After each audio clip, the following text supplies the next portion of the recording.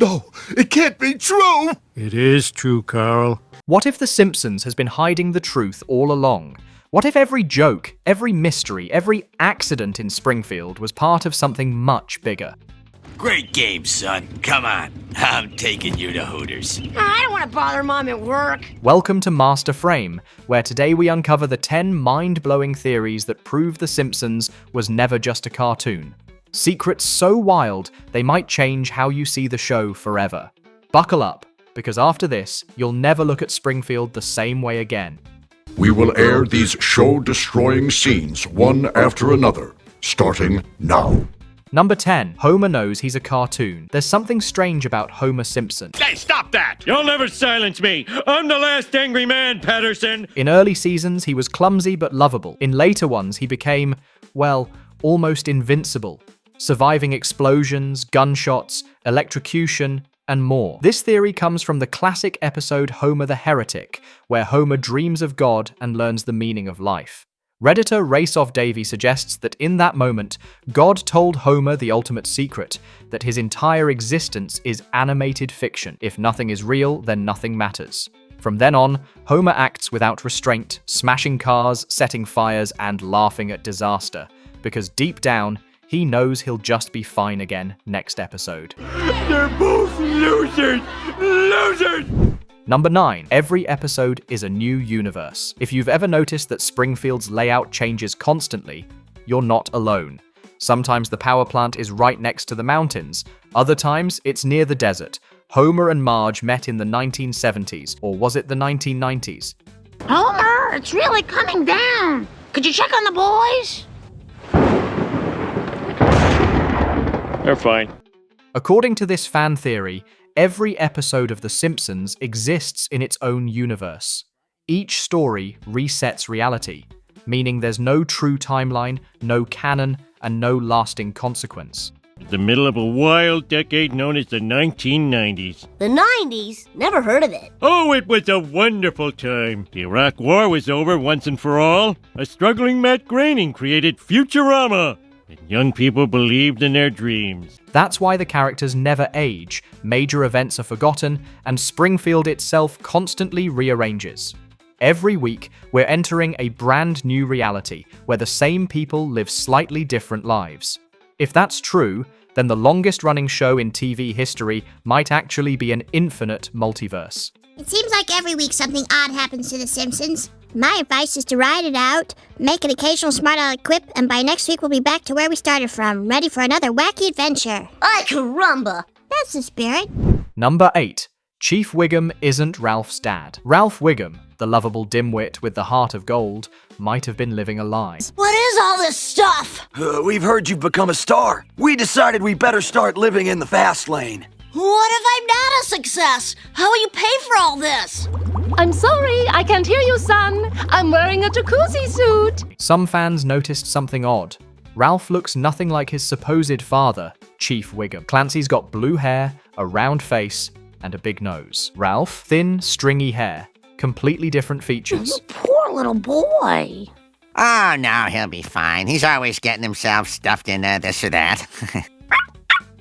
A popular theory claims that Eddie, Wiggum's police partner, is actually Ralph's biological father. Both share the same thin hair and nervous expression, and given Eddie's constant presence at the station, the affair theory practically writes itself. While the show has never confirmed this scandal, the resemblance is suspiciously strong. In Springfield, even the simplest I choose you might hide a paternity test. I know Eddie is Ralph's father. Look at the hair. Look at the hair! No, Clancy, I swear to you, it's not true. My son's breath smells like cat food. Number 7. Bart was a stonecutter before Homer. Everyone remembers when Homer joined the secret society known as the Stonecutters. But what if he wasn't the first Simpson in the order? Lenny and Carl are never around on Wednesdays, and they don't tell me where they go. It's like a conspiracy. A conspiracy, eh? You think they might be involved in the Kennedy assassination in some way? I do. No. This theory suggests that Bart was already a stonecutter long before Homer ever got his robe. Remember when Bart saved Mr. Burns' life back in Season 2? That act would have earned him automatic membership, since saving a member's life is one of the only 2 ways to join. By the way, what was the lad's name? Bart Simpson, sir? Who? He's the son of Homer Simpson, one of your steps in Sector 7G. Well, the Simpsons will be getting a very nice surprise in the mail.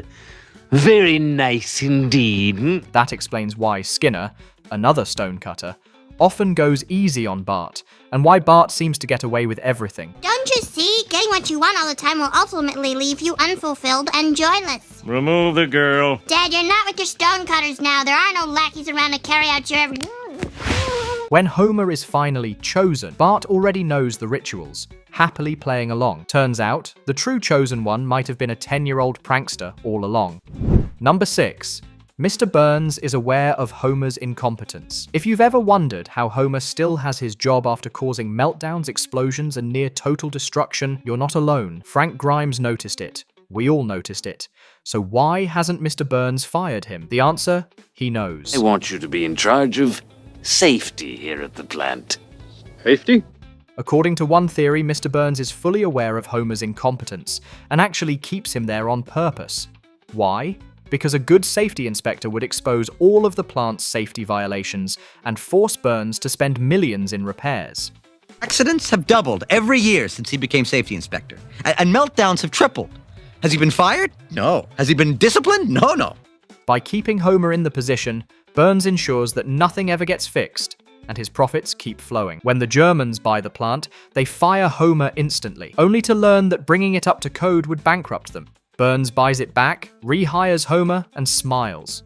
And rehire that chap who sassed me in the bar. Homer Simpson? But why? Smithers, I keep my friends close, and my enemies even closer. Number 5. Marge shot Mr. Burns. Where is everybody?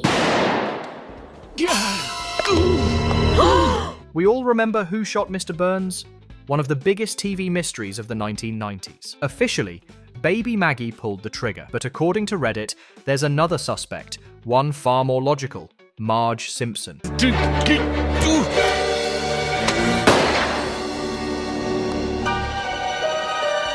The theory argues that Marge had the perfect motive. She loves Springfield, despises Mr. Burns' greed, and has already worked for him in the past. In Marge Gets a Job, Burns falls in love with her, humiliates her, and crosses lines no boss should. So when Burns tries to steal the town's oil and threatens her family, Marge might have snapped. And if she did it, it would explain why Homer later confessed to protect her. In the end, maybe Maggie didn't pull the trigger.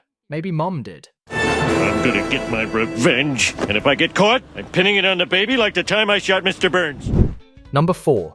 Homer is a criminal mastermind. He may act like an idiot, but when it comes to crime, Homer Simpson is surprisingly brilliant. During Springfield's prohibition, he secretly became the beer baron, creating an underground brewery and delivering booze through the city using bowling balls and pipes. No one caught him until he confessed. How have you been getting away with this? Well, and I can explain, remember? I fill the balls with beer that I found at the dump, and then I bowl them in some underground pipes, take them into Moe's. Homer, that's very clever. In another episode, he illegally streams and hosts full movie screenings in his backyard, complete with concessions and audience seating. He even breaks into a museum with Lisa to see a rare artifact, all while casually mentioning that his fingerprints are on file with the police. Welcome to Cinema Pirate Diso. Tonight's movie is Life is Funny, directed by Judd Apatow. It's based on his life, starring his family, and ad-libbed by his friends. So for the next 3.5 hours, enjoy. When it comes to breaking the law, he's outsmarted the entire town more than once. Maybe beneath the donuts and Duff beer, there's a hidden criminal genius running Springfield. Run! Number 3. The show is told from Ned Flanders' perspective. This one changes everything. What if The Simpsons isn't actually about The Simpsons, but about how Ned Flanders sees them? Why aren't we ascending into heaven? Oh, right. The sins. According to this theory, the entire show is filtered through Ned's perspective, a devout, judgmental Christian who sees his neighbors as sinners. That's why Homer seems so lazy, Bart so disrespectful, and Marge's family so chaotic. To Ned, they're the embodiment of everything wrong with modern life. What's the matter, Ned? I think I hate Homer Simpson. Even the bright yellow world and over-the-top humor could represent Ned's exaggerated view of the sinful world around him. Meanwhile, his own family appears perfect and pious because that's how he sees himself. In other words, Springfield might not be a real town at all, just Ned Flanders' moral fever dream. Homer, you are the worst human being I have ever met. Hey, I got off pretty easy. Number 2. The Simpsons are actually geniuses. I just underwent a procedure to increase my IQ 50 points. Really? We all know Lisa's the smart one, but what if she's not the only genius in the family? This theory claims every member of the Simpson family is incredibly intelligent. They just choose to suppress it. Homer's stupidity comes from the crayon lodged in his brain, which literally blocks his higher thinking. Marge succeeds in almost everything she tries, from painting to business to politics. Bart is a creative prodigy capable of learning foreign languages, writing comics, and pulling off elaborate pranks. Even Maggie, at 1 year old, shows signs of genius. Remember when she saved Homer with a rifle? According to this theory, the Simpsons are brilliant.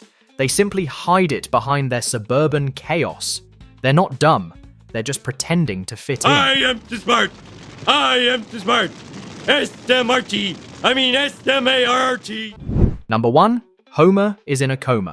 This world was never meant for one as beautiful as you. Redditor Hard to Pick. Name believes that Homer never woke up from his coma in season 4's So It's Come to This, a Simpsons clip show. In that episode, Homer falls into a coma after a bizarre accident. Months earlier, God warned him that his time was almost up. When Homer wakes up, everything in Springfield begins to change. Reality becomes sillier, time stops, and no one ever ages again. Don't feel bad, Homer. 9 out of 10 religions fail in their first year. The entire modern Simpsons universe could be nothing more than Homer's endless dream, a fragmented world built from his fading memories of family, love, and laughter. So which theory blew your mind the most? Let us know your favorite in the comments, and if you enjoyed unraveling Springfield's strangest secrets, don't forget to like, subscribe. Thanks for watching. You'll be back, and so will you, and you, and you.